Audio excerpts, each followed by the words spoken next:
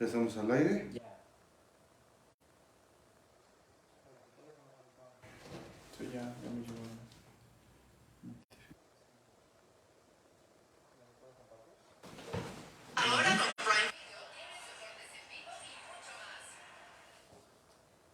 Sí, te pegas un poquitito más a Juan, amigo.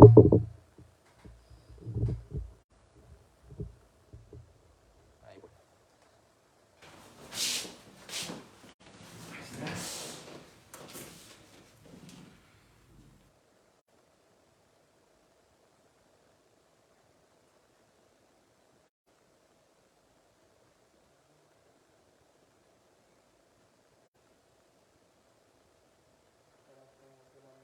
Pues para unirme, solo lo comparto así. Estamos en el Facebook.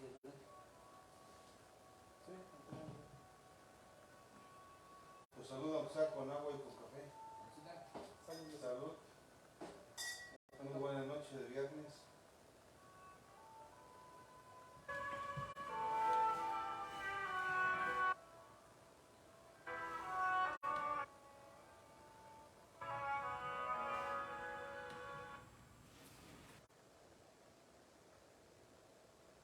Concierto de Aranjuez.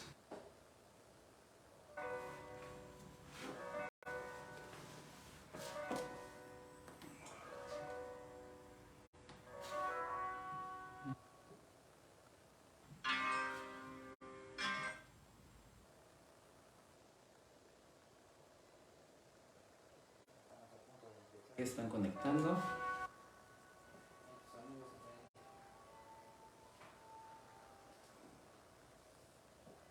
Es viernes, qué valor conectarse el viernes a las 7 de la noche. Efectivamente.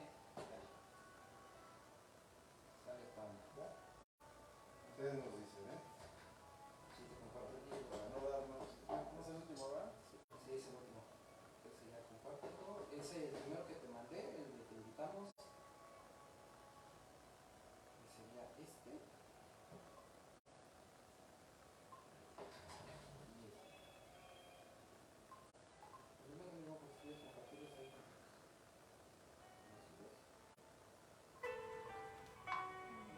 Qué buena rola el concierto de Aranjuez, ¿no?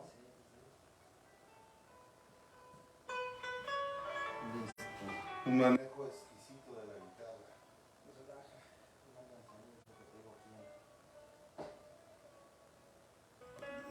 Este y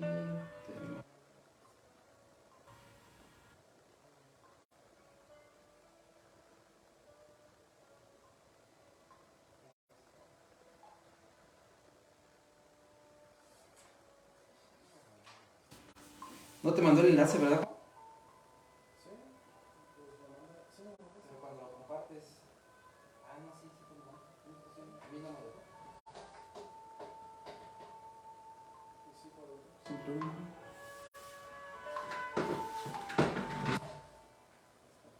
A tu señal, Rubén. Todavía tenemos un ratito para estar compartiendo ahí. Bien, seguimos escuchando.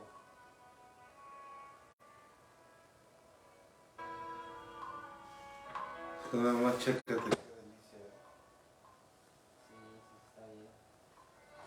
Muy bonito. Ahora siento la melodía.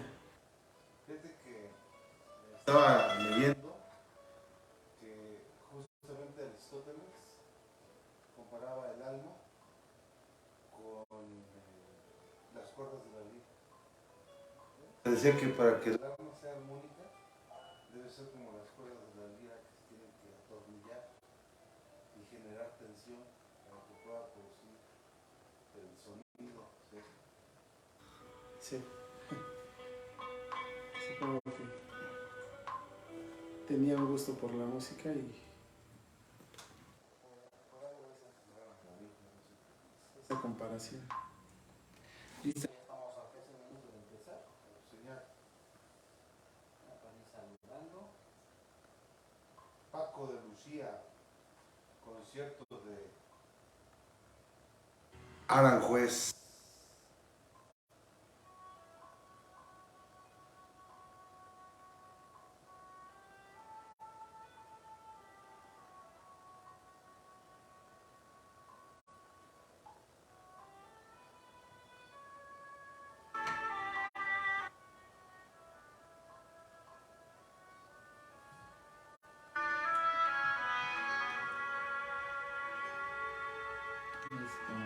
manda saludo, Ale. Hola, Ale.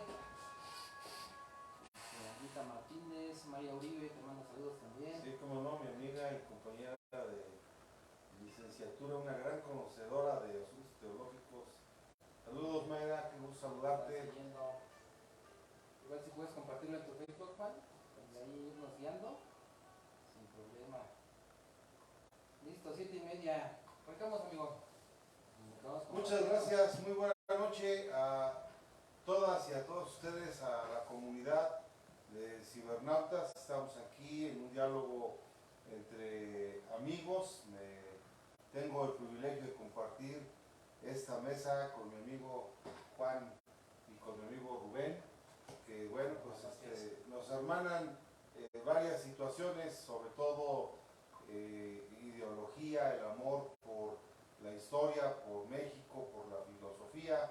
Y en fin, surgió, quiero comentarles, desde hace un par de semanas una inquietud de poder dialogar sobre temas que son de interés nacional, sobre temas que son de interés estatal, pero sobre todo también compartir con la comunidad cibernauta pues algunos temas, algunas inquietudes que van surgiendo del día a día. Y es por ello que, bueno, pues empezamos este proyecto que le llamamos Diálogo, Filosofía, Historia, Política, donde abordamos temas con mucho respeto, cuidando obviamente las formas, cuidando obviamente todos los perfiles, e invitando a las y a los compañeros pues que se unen en redes sociales, pues para que puedan debatir con nosotros una hora a la semana, a ver si tenemos ahí audiencia, en donde estaremos abordando pues temas fundamentales y que probablemente sirvan como una retroalimentación. Hoy tenemos una crítica muy furtiva sobre las redes sociales. Dicen que pues básicamente tiran situaciones que no son de interés, que sirven para abaratar la información. Y en este encuentro con amigos, la intención pues justamente es abordar temas que sean de reflexión y de filosofía, de historia y de política. Quienes nos gusta la lectura, la academia, pues no podemos prescindir de estar vigentes en una comunicación. Y hoy vamos a hablar de un tema que para mí es muy apasionante, un tema histórico en México, en Latinoamérica y yo creo que en el mundo. Abordar la vida y obra y las perspectivas de un hombre sin cuya presencia se pudiera entender la historia nacional. Me refiero al benemérito de las Américas, a Benito Pablo Juárez García. Un hombre mito para algunos, es un hombre clave cuya generación dio rumbo a la República, trazó la política actual y bueno, para otros también no tan bueno, con sus críticas y finalmente pues en su época marca una gran división en el país entre liberales y conservadores. Y la figura de Juárez se sigue pues viendo en todos los momentos, incluso observamos que el presidente de la República es juarista y bueno, pues está muy vigente su ideología. Y si me lo permiten, quisiera abordar el tema de Juárez, pues ahora desde una perspectiva de claros oscuros en la vida y obra de Juárez. Y bueno, pues Rubén, no sé cuál sea tu opinión del benemérito de las Américas, de Juárez, del hombre mito, del Cristo de bronce, como le llaman algunos, así del liberal, del político, del indígena, el zapoteca que llegó pues a la cumbre del poder a ser presidente de México. ¿Cuál es tu opinión, mi querido Rubén? Bueno, primero que nada, buenas noches a todos y a todas las que nos ven. Muchas gracias por sintonizarnos. Esperamos que esta parte verbal que estamos teniendo en este conversatorio contribuya a la sociedad del conocimiento, que va más allá de la sociedad de la información. Todos sabemos quién es Juárez, nos los han inculcado siempre y interactuamos con él como un ídolo del pueblo, como un ídolo del pobre, como un ídolo del segregado, de las sociedades igualitarias. Pero Benito Juárez va más allá de eso. Benito Juárez es, a mi parecer, la culminación de 300 años de pensamiento filosófico que empieza, bueno, los jurisprudentes son los principales defensores de la imagen de Juárez, pero también él consagra el positivismo y el justnaturalismo, el verse no como un indígena, como un indio, le llamaban con todo respeto en ese momento, se les denominaba así. Incluso Mariano, no es cierto, fue Mariano Rivapalacios, le llegó a hacer ahí un mal chiste, ¿no? Juárez liaba apuros, según el libro, o bueno, los presentadores del libro, entre ellos Taibo,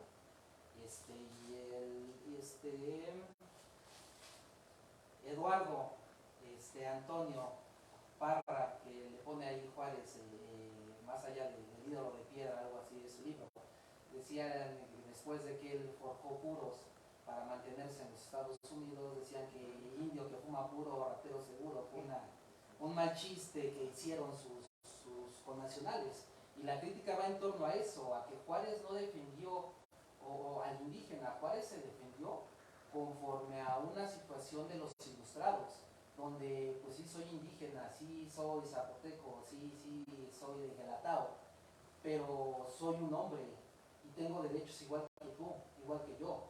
Juárez hasta cierto punto lo retoma el indigenismo en una situación de defensa, pero Juárez defendió a todos los mexicanos a costa de su sangre, a costa incluso de, si lo vemos hoy y lo juzgamos, son crímenes de guerra haber fusilado a Maximiliano cuando ya se había rendido, cuando ya había ganado, cuando ya se había retirado del ejército francés y se quedó él.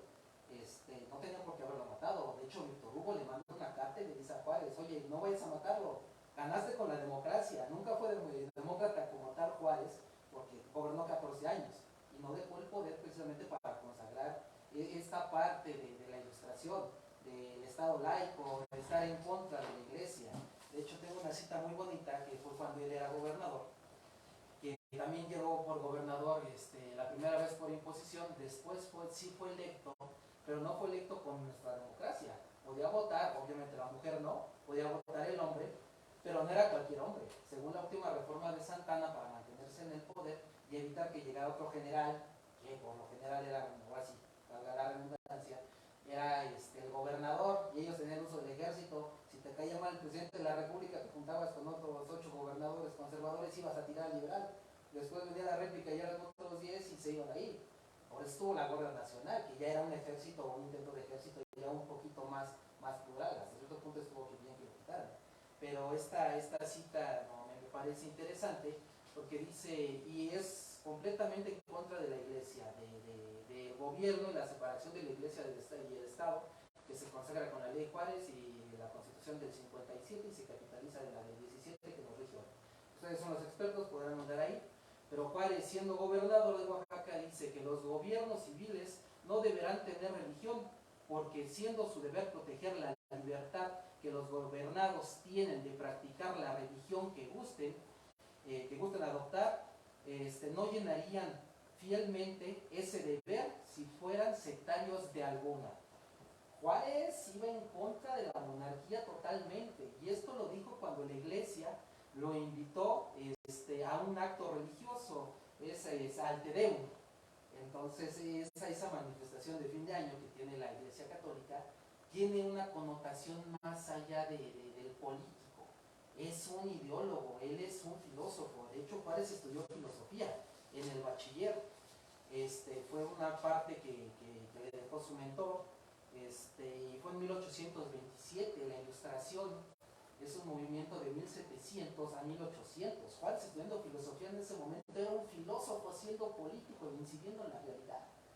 Por más allá que podamos juzgarlo, verlo como un jurisprudente, un presidente, un político, un general, Juárez era un filósofo que traía una corriente de pensamiento que tenía que consagrar sí o sí en una constitución, en un país, en un momento determinado, con 3 potencias, que es como ponernos con Estados Unidos, que ya se había perdido la guerra por esos entonces, pero era ponerse contra Francia, contra España y contra Inglaterra.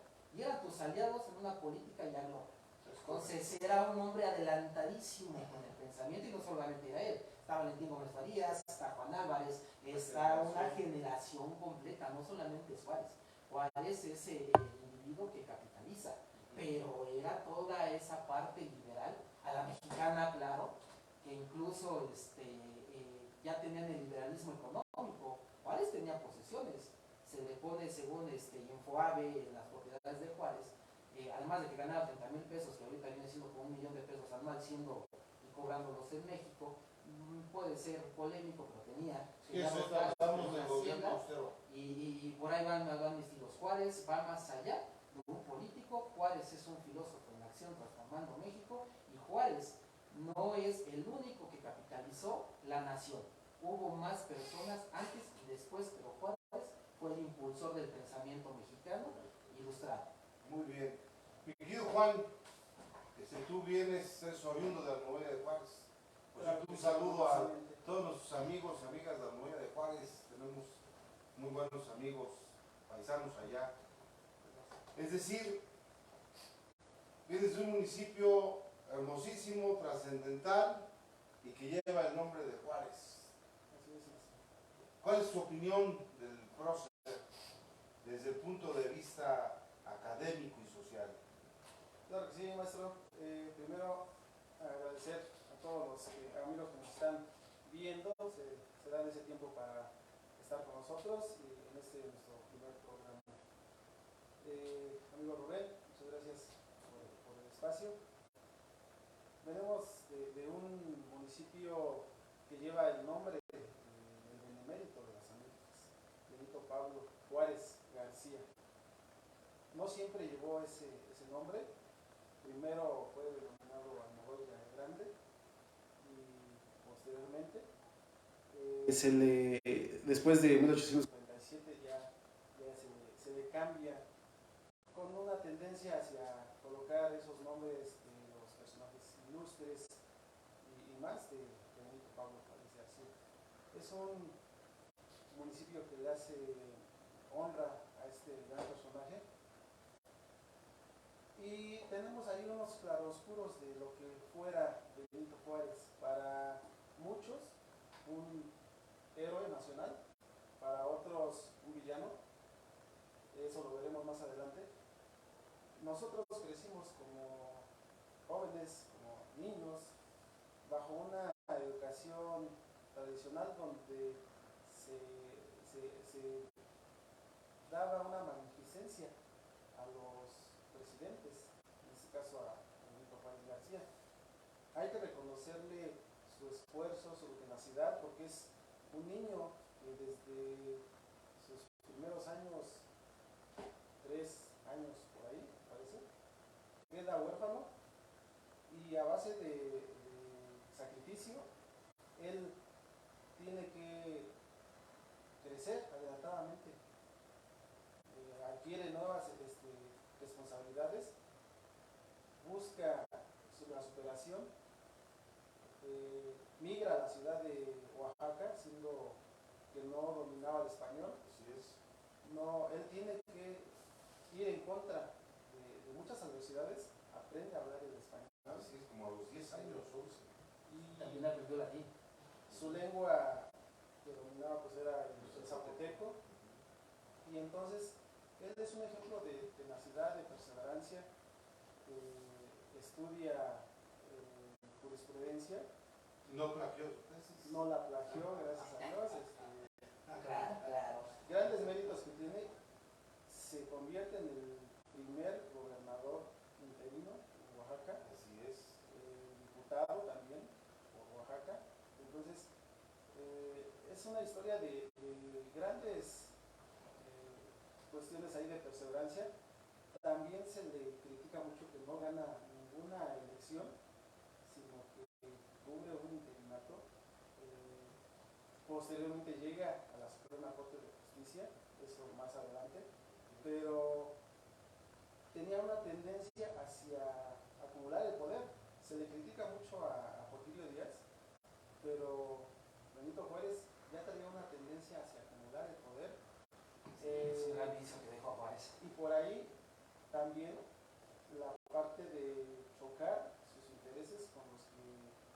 posteriormente con Maximiliano, no pudo ahí conciliar, porque también es un liberal Maximiliano. Sí, claro. Y entonces ahí como que hubo... Incluso los sectores masónicos critican eso, ¿eh? Sí. Así es. Juárez fue un masónico. Sí. No había partidos Fundador del políticos rito nacional mexicano, bueno, fue uno de los fundadores. Así es, entonces, al no haber partidos Partido políticos político en ese esos momento, ¿no? tiempos, Sí. los masones eran un partido político, si lo queremos ver a nuestros Quienes tiempos. detentaron el poder. Así es, entonces Sí, es un ideólogo, Esa fue una lucha de poderes, de clases altas, ¿eh? claro, es un ideólogo, ahí tenías que estar con una logia masónica, porque era la única manera Hoy de como un hacer- partido político, por cierto.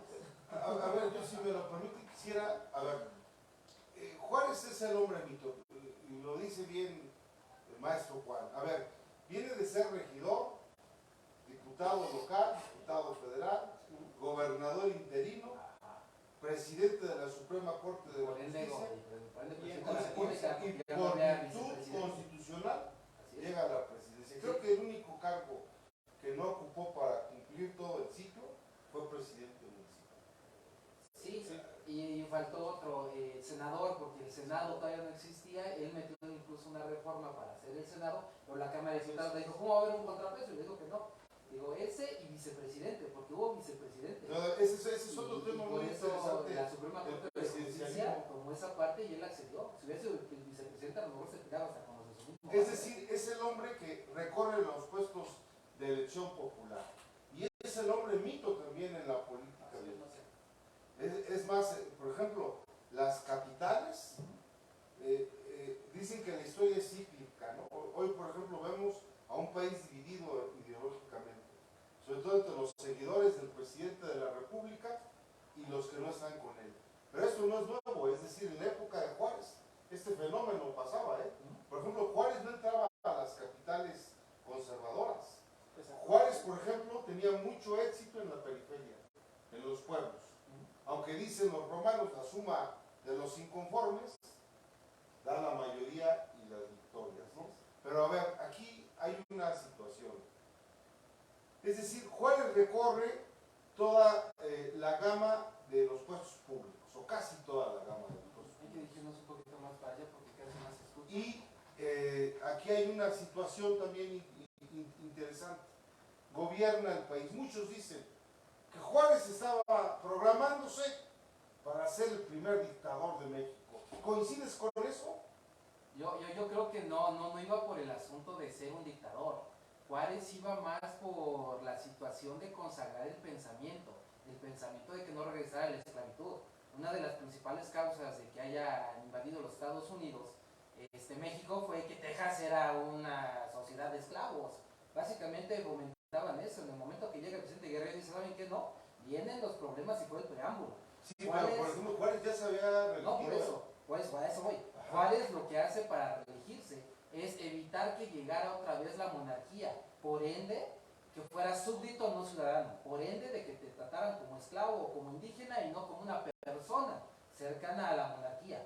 Juárez quiso conservar eso, Juárez quiso ya perpetuarlo, por eso fueron sus extensiones. De hecho, cuando entra triunfal en el 57, bueno, después del 57, cuando ya se consuman las leyes, antes de que llegara Porfirio Díaz y él muriera creo que por el 62 o antes de que muriera unos años antes, esa fue la visión de Juárez. Ya se consagró esto, ya no tengo las potencias, vamos a abrirnos a la democracia. Juárez no iba a suceder, pero ¿qué pasó? Llegó Porfirio Díaz, dijo no queremos reelección y acabó cometiendo el mismo error, por eso tiró a Juárez. Y además paisanos, ¿eh? ¿Sí? Es decir, Juárez y Porfirio Los dos Díaz, de Oaxaca, los dos de Oaxaca, y Juárez fue maestro de Porfirio Díaz. Así es. Y es más, Porfirio Díaz fue un alfil importante en la batalla del 5 de mayo, cuando en la intervención francesa, Así es. cuando Juárez asume justamente la resistencia contra el gobierno francés. Pero aquí viene algo interesante. A ver, ¿qué le rodea a Juárez? No sé si coincidan, Juan. Juárez es una constelación de liberales. Estamos hablando de Juárez, de Ignacio Ramírez Calzada, de León Guzmán de Tenango del Valle, por cierto. Saludos a todos los paisanos de Tenango del Valle, justamente donde nació el prócer, el liberal constituyente León Guzmán, es decir, Gómez Farías, los Lerdo. A Juárez lo acompañan un grupo de liberales, fundamentalmente universitarios y abogados. Ese era bueno, institutos en esa época privaban los institutos científicos y literarios. Y comentarte, maestro, que a partir de ese cúmulo de personas ilustrados que lo acompañaban, que rodeaban a Juárez, se logra en base a ello promulgar las leyes de reforma. Sí, Melchor Ocampo, por ejemplo. Con la primera ley, la ley Juárez. Entonces, ahí está ese grupo que acompañó a Juárez, pues, hizo posible. Y además Juárez es parte de una resistencia política y social, porque lo perseguían, anduvo de frontera a frontera, de un lugar a otro, defendiendo la república. Escribe las leyes de reforma incluso en provincia. Por ejemplo, en el estado de Morelos, en Tetecala de la Reforma, un pueblo pequeño. Por cierto, saludo a todos los camaradas allá de Tetecala, de Morelos. Ahí escribe la ley Juárez, o parte de la ley Juárez. Es decir, Juárez es un ícono de la política. Gobierno austero. A ver, ¿qué opinas? Pues yo tanto como austero no. Fue una capitalización del gobierno. Insisto, el pensamiento ilustrado clamaba por separar precisamente la iglesia del Estado. Pero el problema es que la iglesia tenía el dinero y tenía todos los bienes. Claro. Si Juárez va a Nueva Orleans y Juárez ve que va a haber un tren, porque las vías de comunicación eran importantes, las capitaliza Porfirio Díaz, pero quien quería el tren era Juárez. Y te das cuenta que no tienes dinero. Esa era la austeridad, no hay dinero. ¿Qué hicieron para tener dinero? Despedir militares a destajo. ¿Qué pasó? Ya no pagó el gobierno era completamente centralista, manejaba ese dinero, ya no alcanzaba. Pero Juárez, insisto, tenía propiedades. Margarita Maza de Juárez también, según el artículo que encontré de Infoave, tenía hasta una hacienda. Porfirio Díaz, sirviendo al ejército, sirviendo a Juárez, también él generaba y tenía una fábrica para hacer cañones. Dinero había, pero es el mismo cantar de siempre. La riqueza está arriba en México, no abajo, diferencia de Estados Unidos, y lo dijo Alexander de Tocqueville. La democracia en México, ya con todo el liberalismo y hasta la fecha, sigue estando arriba. La de Estados Unidos empezó abajo. Entonces, sí, claro, esa mala distribución política, y a pesar de que estuvieron al mismo tiempo, ahí ya estaban haciendo inversiones. Se dice que Juárez tenía inversiones tanto en minas como en el ferrocarril. También Juárez tenía dinero, que no lo podía llevar a los Estados Unidos, así como te mando una transferencia porque eres hijo del presidente, y tenía que ir en carrozas, dinero para llegar allá, es distinto. Pero aquí Juárez fumaba puro, tomaba vino y comía carne, porque era el presidente a final de cuentas. ¿Cuál era la función del Estado? Construir palacios, construir el edificio público, que ya no se lo quitaron a la iglesia. Si ya pues vemos hasta con Porfirio Díaz, el Palacio de Bellas Artes lo construía el gobierno, ya no lo hacía la iglesia ni el monarca. Entonces sí había, el problema es que fue tanta la guerra, que hasta la guerra de los pasteles perdimos. Las guerras cuestan, los militares cuestan, las balas cuestan. El dinero estaba en pólvora, en matar gente. Ese capítulo, igual que hasta después de la revolución casi, fue un fratricidio, dicen los historiadores. Era el mexicano contra el mexicano, pero para matar a otro mexicano necesitamos dinero, muchísimo dinero. Las guerras son costosas. Y tenías las tres potencias y a la potencia emergente a un lado. El dinero estaba... Ahora, parece que Juárez traía muy buen vínculo con los Estados Unidos. Claro, dicen. O sea, la diferencia fue con Europa. Así es. La diferencia diplomática América para los americanos. Fue con Europa. De hecho, Estados Unidos le brinda ese apoyo a Juárez a partir de que Francia se establece y ocupa México. ¿Por qué? Porque no le convenía que estuviera ocupado el país vecino por un europeo, en este caso Francia. Posteriormente tiene que mandar a su esposa, Benito Juárez, a Nueva York para salvarla y también para que pueda mandar dinero. De hecho, su esposa le trajo muertos a 2 de sus hijos en carroza desde Estados Unidos hasta México. Sí, lo cierto es que Juárez es el político recio. No sé si han escuchado ustedes aquella frase de me hace lo del viento a Juárez, ¿no? Sí, Es decir, también aquella de para los amigos la justicia y para los enemigos. Sí, no, pero tengo un dato un poco más, más duro de Juárez. El autogolpe de Comonfort, por eso Juárez llega a ser presidente. Así es. Resulta que Comonfort iba a implantar la ley, iba a hacerla valer como una ley liberal, ya siendo presidente, pero no podía él jurar a la Constitución, y no juró a la Constitución porque su mamá le dijo, no jurarás del nombre de Dios en vano. Mi padre, el padre con el que me confieso, dice que si tú juras a la Constitución, le vas a ir al infierno. Y se hicieron el plan de Veracruz, se hace el autogolpe de Estado, no le gusta a los liberales ni a los conservadores la falta de carácter del presidente de la República. Juárez, como era el presidente de la Suprema Corte, iba a ser presidente, lo tenían ahí, creo que Palacio de Gobierno, lo tenían encerrado, ya que se le va el pueblo encima como un forro, llega, lo saca y se va. Y Juárez llega a poner en orden, insisto, al conservador, al que estaba a favor de la monarquía, al que estaba a favor de la iglesia. Entonces Juárez tenía el carácter para aventarse a Francia, a España, a Inglaterra, a Estados Unidos y a los conservadores. Fueron 14 años de guerras y de guerrillas.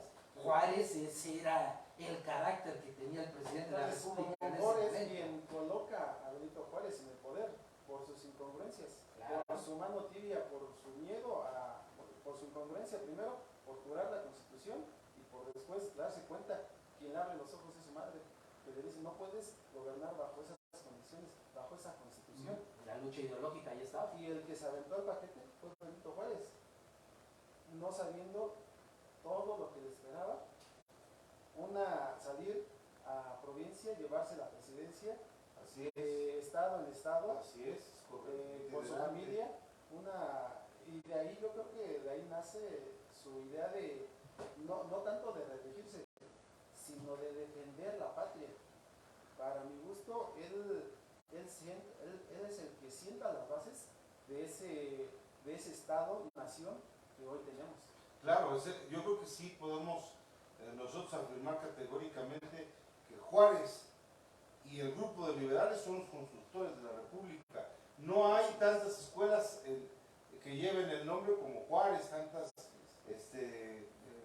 estatuas, monumentos, y bueno, pues Juárez es finalmente el emblema de la política actual. Y además también es el emblema del prototipo político. Es decir, por ejemplo, Juárez tiene muchos críticos, muchos dicen, se estaba recién dando la independencia de México. Es decir, tenía pocos años la independencia de México. Y había que justificar la presencia indígena. Y entonces Juárez, pues es un ícono que amoldaba, ¿no? Diputado federal, diputado local, ministro de la Corte, etcétera, aunque también hay que decirlo, tuvo algunos desencuentros con sus compañeros liberales, entre ellos con León Guzmán. Claro. Él tenía un carácter también recio, fue un gran pro hombre, yo pienso que un abogado interesante, incluso también promotor del juicio de garantías en su época, y ellos se empiezan a oponer a la política de Juárez. Sí. Y le dicen, oye, incluso el tema de la reelección. Sí. Obviamente, pues ya no le alcanza. Pero hay un tema también que me gustaría poner en el tintero, antes de pasar ya a algunas reflexiones de carácter de Juárez y la política actual. Maximiliano, la presencia de Maximiliano. Me da la impresión, y los críticos, que Maximiliano empezaba a cobrar cierta simpatía en el pueblo, Sí, es que no era malo. No sé si en un momento dado tuvo celos o no sé qué, Sí, pero sí. empieza Maximiliano a generar calor político. Pero primeramente ahí recordemos que Maximiliano llega porque se le ofrece la corona del segundo imperio mexicano, parte de los conservadores. Pero cuando llega y comienza a gobernar Maximiliano de Habsburgo, pues es más liberal que los liberales. Sí. Retoma esas disposiciones juaristas contra la iglesia y entonces deja de caer en la simpatía de los conservadores, y es ahí donde él se empieza a desproteger, a hacerse a un lado de los conservadores y a caer en el gusto del pueblo. Posteriormente le retira el apoyo Francia porque ya se sentían aquellos temblores de un conflicto a gran escala en Europa, y es entonces donde viene en declive su popularidad y el apoyo que tuviera Maximiliano. ¿Juárez Ahí, fue demócrata? no, a ver.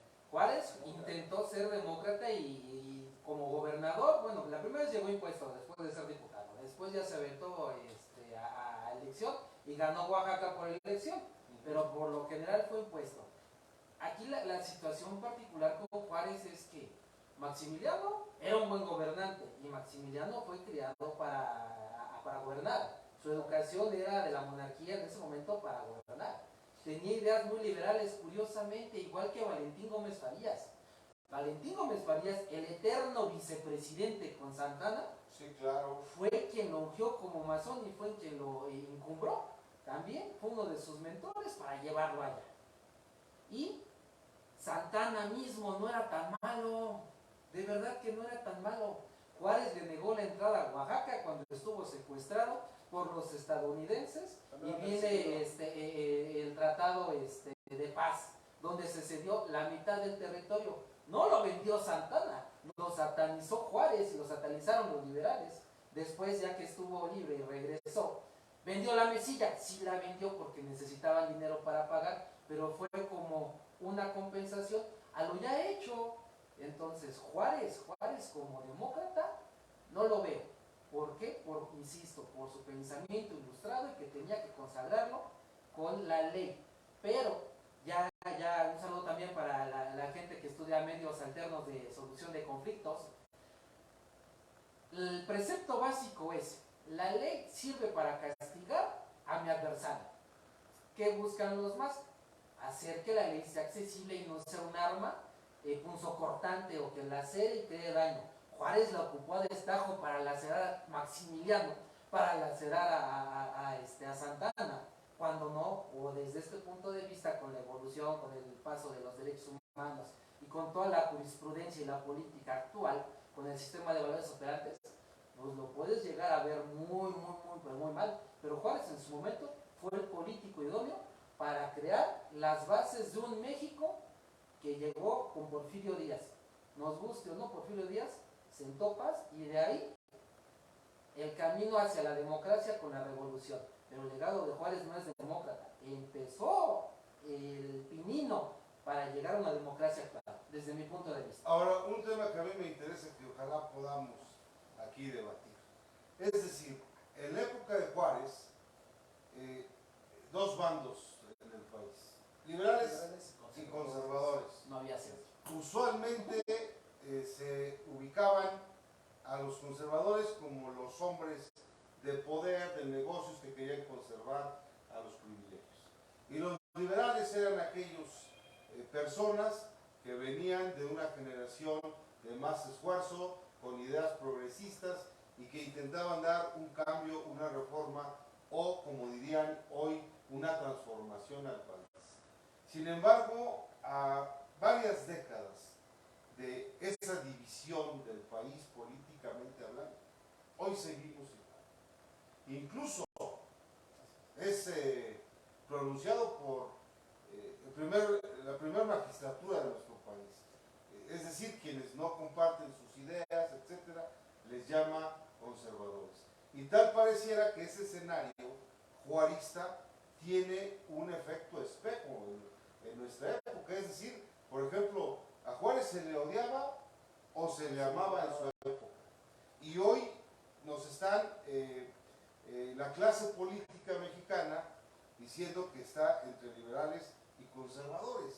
Yo me quedo aquí con una crítica muy furtiva, porque pues, creo que México es un país pluripartidista, ¿no?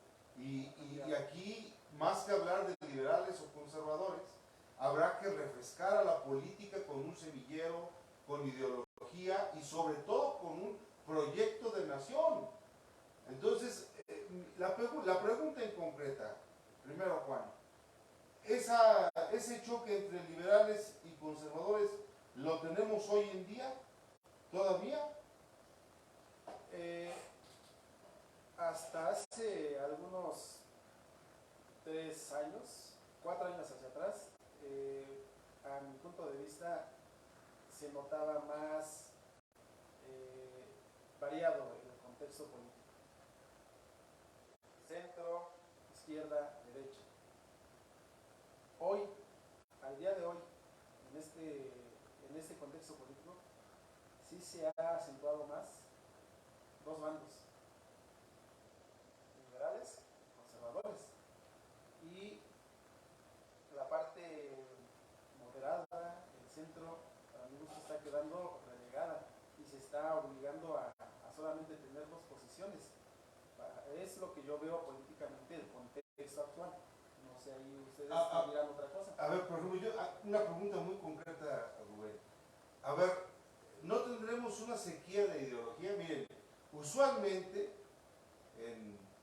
hace unas 2 o 3 décadas, sobre todo a los que nos gustaba ir a la actividad política, que empezábamos pegando los estandartes y la propaganda, etcétera. Por ejemplo, ubicábamos al PRI como un partido con una ideología liberal.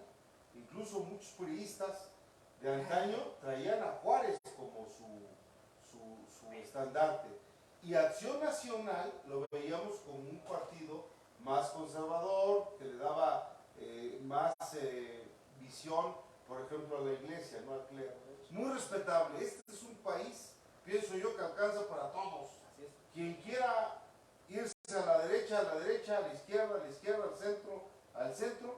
El chiste es que la clase política pronuncie un proyecto de nación. Esa es mi perspectiva. Pero, por ejemplo, hoy los de izquierda y los de derecha van juntos. Entonces, ¿cuál es la ideología? Dejan el camino libre a la crítica, ¿no? Sí. Digo, ¿Cómo ves? Digo, a final de cuentas, Juárez vende.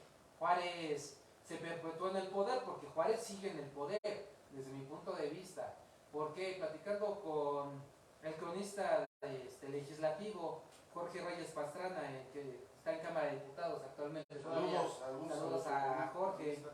Él comentaba que ya es por decreto que las calles se llamen Benito Juárez, y sigue siendo un decreto, que se llamen Hidalgo, que se llamen Lerdo de Tejada. Ellos ya se perpetuaron en el poder y siguen vigentes. Tú los ves como nombre de calles, pero siguen estando ahí presentes por decreto. Ahora, en el caso de la situación política, es un reacomodo de élites que en su momento hubo. La diferencia es que con Juárez se le sumaban, se desadherían. Se le sumaban, se desadherían. Sí, claro. Y sigue siendo la misma tónica y sigue siendo el mismo sistema político de contactarse, de chocar, de formar la política. Las élites en el poder no ha distado mucho. Nada más que hoy tienen otros nombres o todavía los conservan.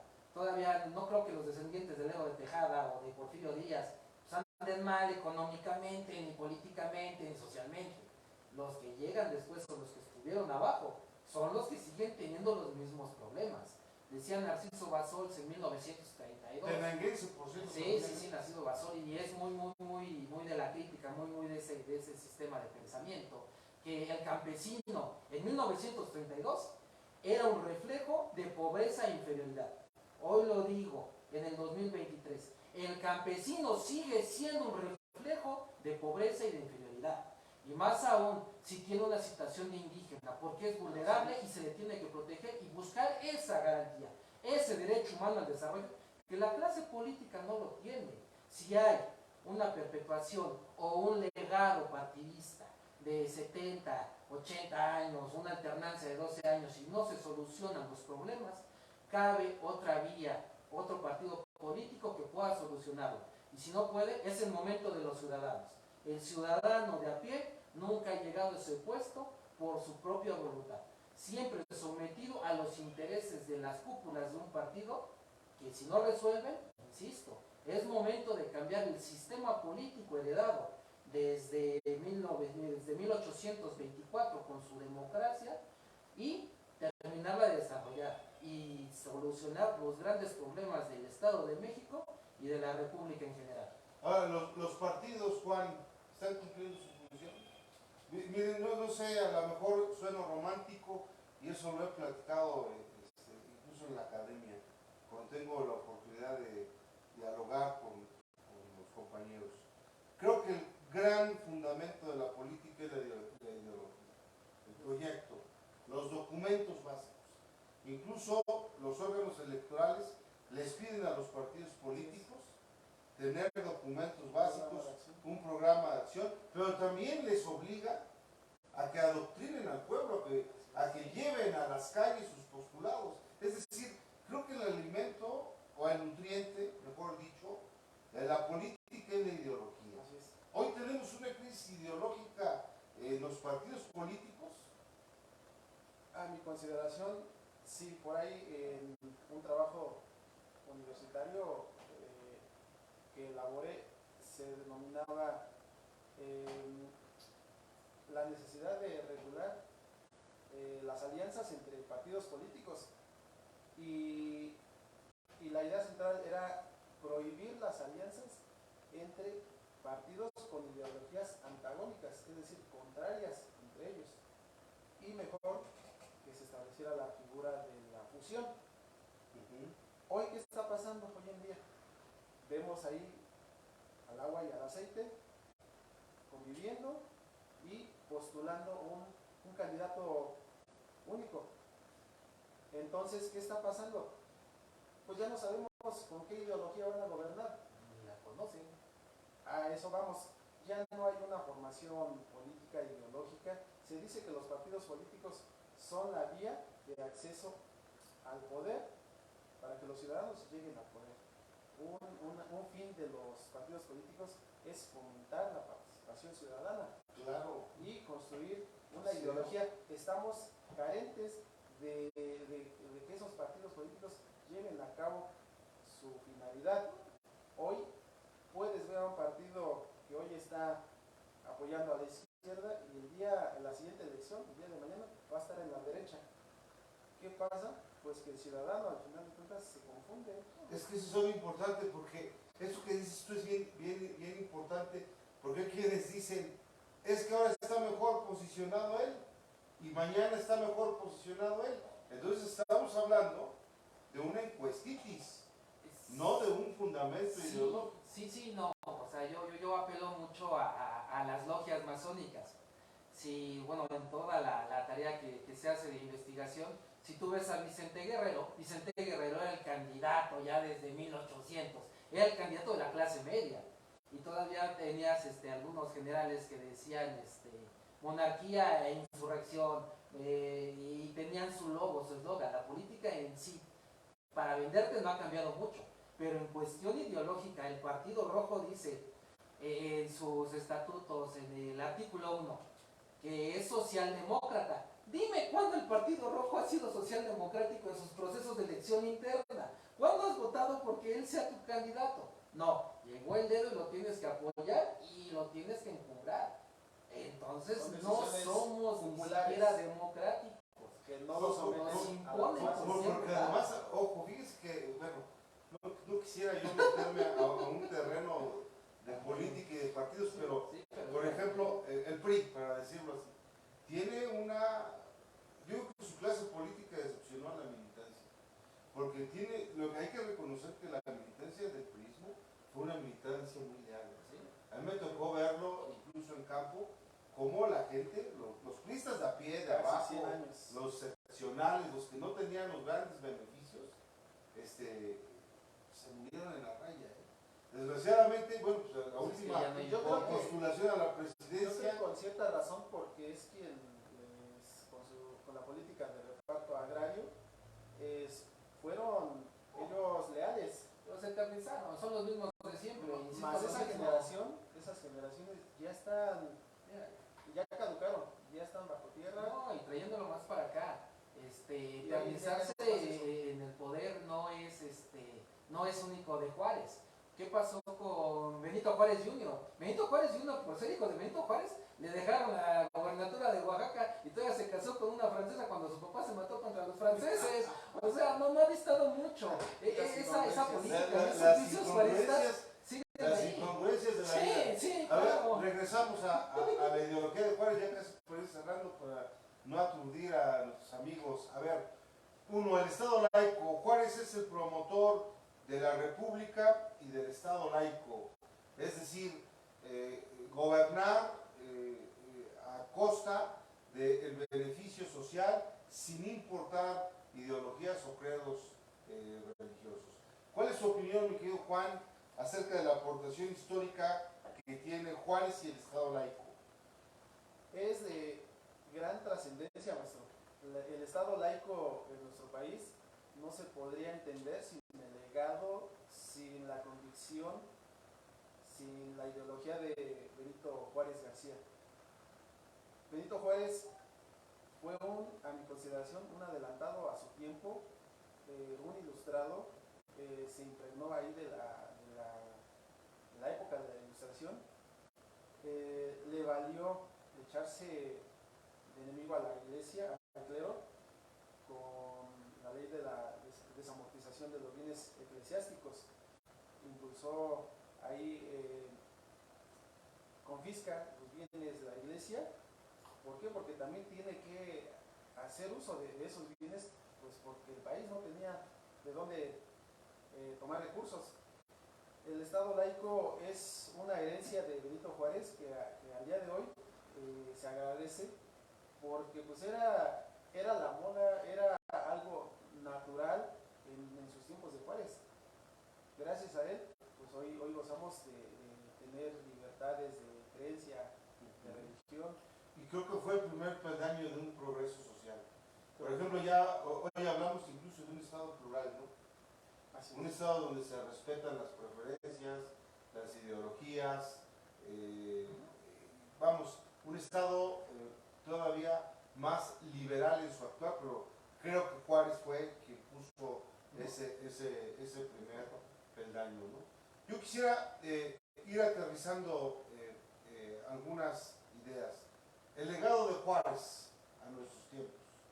Tú, Rubén, has dicho, y coincido contigo, Juárez sigue ejerciendo un modelo de poder en el país. Es decir, ¿cuál es el legado de Juárez en el México de nuestros días? El principal es el legado político.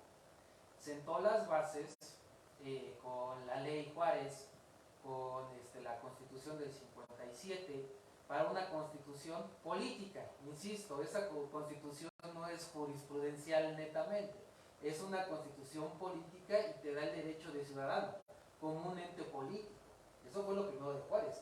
Ya no eres un súbdito de la monarquía, ya no estás sometido por la iglesia, ya es un gobierno de ciudadanos que le va a reclamar, le va a exigir a otro ciudadano, porque somos iguales, todos ante una ley.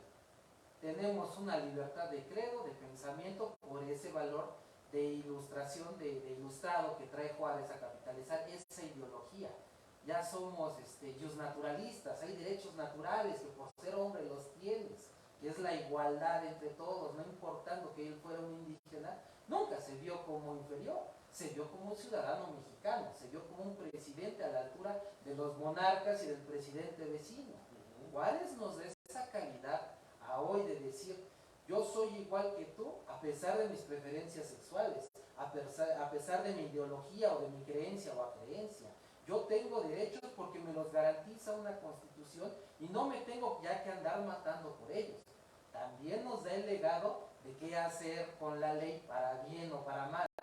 Sí fue constitucionalista, pero le buscaba el requeveco para él seguir estando en el poder. Compitió hasta con un candidato muerto, es Miguel Lerdo de Tejada, ya había fallecido y él seguía ahí gobernando.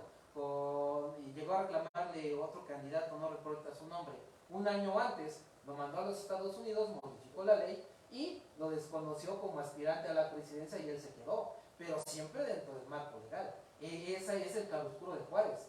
tiene muchas virtudes, pero tiene otros defectos que actualmente, si tú quieres algo, vas a modificar la Constitución o vas a buscar incidir en la ley. No llegó hasta cierto punto a completar la ética y la moral para un fin, vamos, puro, sino para un fin de sus intereses. Insisto, Juárez, el político, hay que verlo como político. Correcto. Y como el que da la herencia política. Así es. Ahora, Juan, hay un tema interesante. Tú estás vinculado también con el sector educativo. Hay yo le llamo problema, sobre todo con la niñez y con la juventud. Es decir, un principal problema es que los jóvenes y los niños están un poco despegados de la lectura y sobre todo también de los principios históricos, los héroes nacionales. Hoy vemos que las plataformas digitales tienen mucha información, pero no dan la interacción que te da, por ejemplo, un profesor cuando te habla de Juárez, que te enamora, por ejemplo, de su doctrina, de su vida, de su obra, etc. ¿Qué le podemos decir, sobre todo, a la niñez y a la juventud, obviamente de tu municipio, de Almoloya de Juárez, donde impartes tus clases, a la juventud, a la niñez del Estado de México, donde te has formado en aulas universitarias, y por supuesto también a las infancias, adolescencias y juventudes nacionales, del por qué sí debemos estudiar a los hombres? Yo no quisiera decir que nos dieron la patria o que hicieron la república, pero que sí fueron fundamentos y piedras de toque para tener lo que hoy tenemos como país. Porque parece forma de mentira, pero muchas ocasiones vivimos en un país con tantos factores que olvidamos quiénes somos. Entonces creo que es importante el regresar a aquellas personas, hombres y mujeres, que contribuyeron para darnos esta república. ¿Tú qué recomendación le das, sobre todo a los niños y a los jóvenes y a los padres de familia que nos están escuchando, para pues inculcarles el amor a que lean y sobre todo a que se inspiren también en los héroes nacionales? No hay que dejar de ser patriotas, ese es un punto de vista. Claro que sí, maestro. Primero que nada, saludar a mis alumnos que por ahí se pudieron conectar.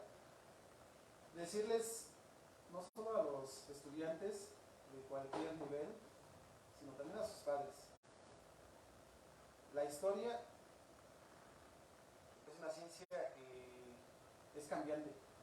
La historia se escribe a diario. Lo que nos instruyeron las aulas en su momento, al día de hoy ya cambió. Todos los días se escribe algo nuevo. Benito Juárez García, como muchos otros héroes nacionales, son seres humanos, con errores, con virtudes.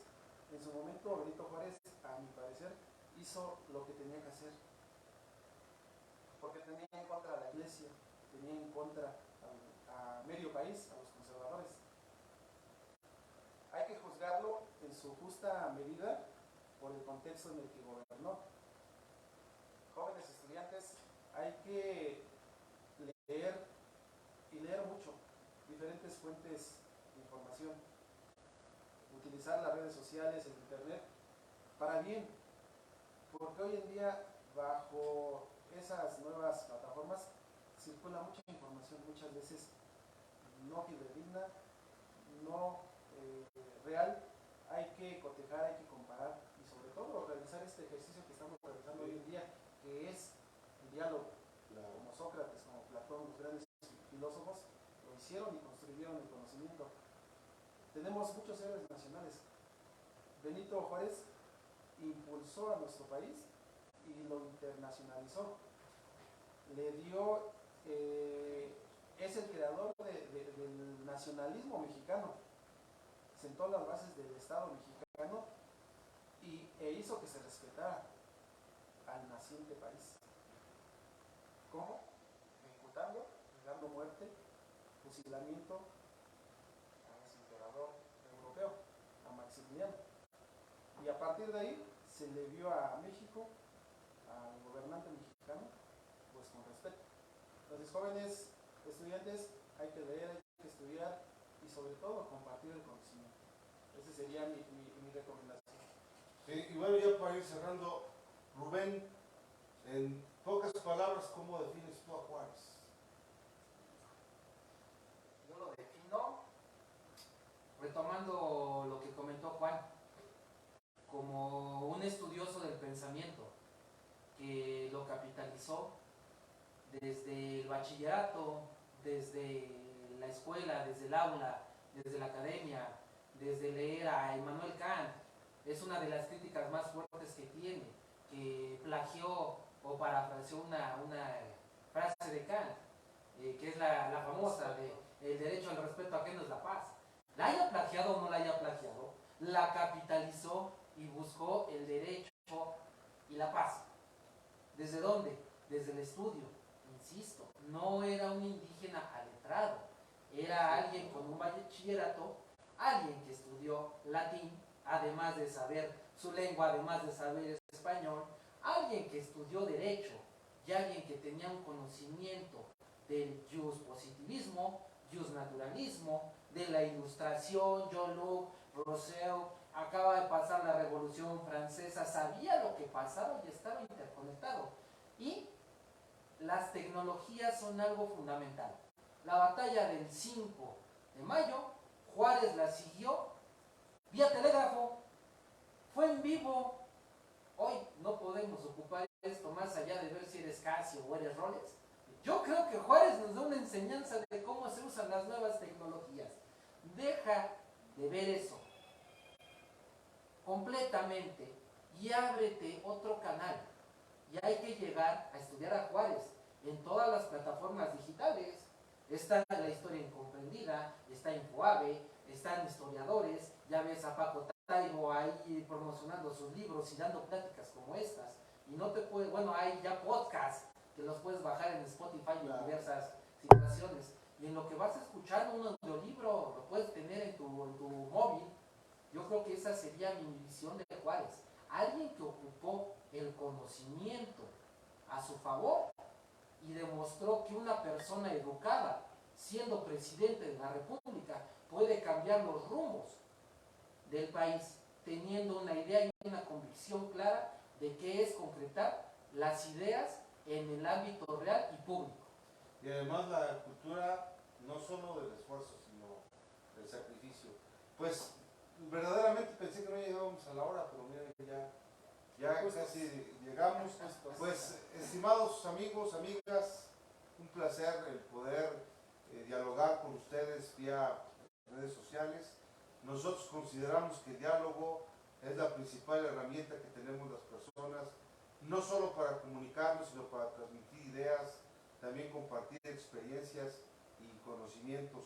Agradezco mucho a mis amigos Rubén y Juan, que me permitieron compartir una hora de viernes, hablando sobre un tema que nos apasiona, que nos interesa, y ojalá podamos estar dialogando más seguido sobre más temas, y desde luego también invitamos a nuestros amigos de redes sociales, si tienen algún tema que podamos nosotros incluir, alguna sugerencia, o si gustan también participar con nosotros en estos diálogos, pues serán bienvenidos.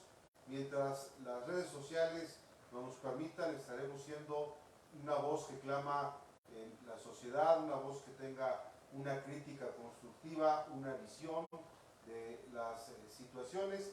Y bueno, pues sin más preámbulo, agradezco mucho este diálogo con mis dos amigos. Saludamos a otros tantos amigos también que nos están viendo y que seguramente vamos a intercambiar otros temas, no solo de historia, de filosofía. En la mañana me abordaba una persona, me dice, oiga, ¿por qué no habla de la amistad, del amor, de los diálogos de Platón? En fin, la verdad es que el diálogo y el pensamiento es un océano donde los seres humanos podemos transitar, y si la vida nos permite, bueno, pues estaremos dialogando. Claro que sí, mi estimado maestro. Tenemos ahí temas de filosofía filosofía, de historia, de política, y más los que por ahí nuestros estimados amigos nos han estado sugiriendo, y se reciben propuestas que aquí estaremos analizando. Perfecto. Pues bueno, yo agradezco su atención, su presencia, también todos sus comentarios, los estamos tomando en cuenta. Nuestra intención es también mejorar el formato. Entiendo que hay ahí algunas complicaciones con el audio, pero pues bueno, ya las vamos a tomar en cuenta. Y esa es la retroalimentación que queremos, una crítica constructiva, una crítica sana. Igual si están en contra de todo lo que dijimos aquí, nos ven en la calle o nos mandan mensajito, nos ponemos a platicar. El asunto es, y el objetivo principal es generar el conocimiento por medio de la dialéctica, usando las nuevas tecnologías. Y pues bueno, estamos atentos a todos sus comentarios, a todos los temas, con mucho gusto los podemos platicar, comentar. Si alguien quiere también estar en este espacio y compartir la plática con nosotros, adelante, es bienvenido. Y pues bueno, a todas las personas que nos vieron, muchísimas gracias por su atención. Gracias. Muchas gracias. Gracias. Que estén bien. Gracias, Hasta maestro. luego. Gracias, Rubén. Gracias. Que tengan muy buena noche y buen viernes. Hasta luego, amigo.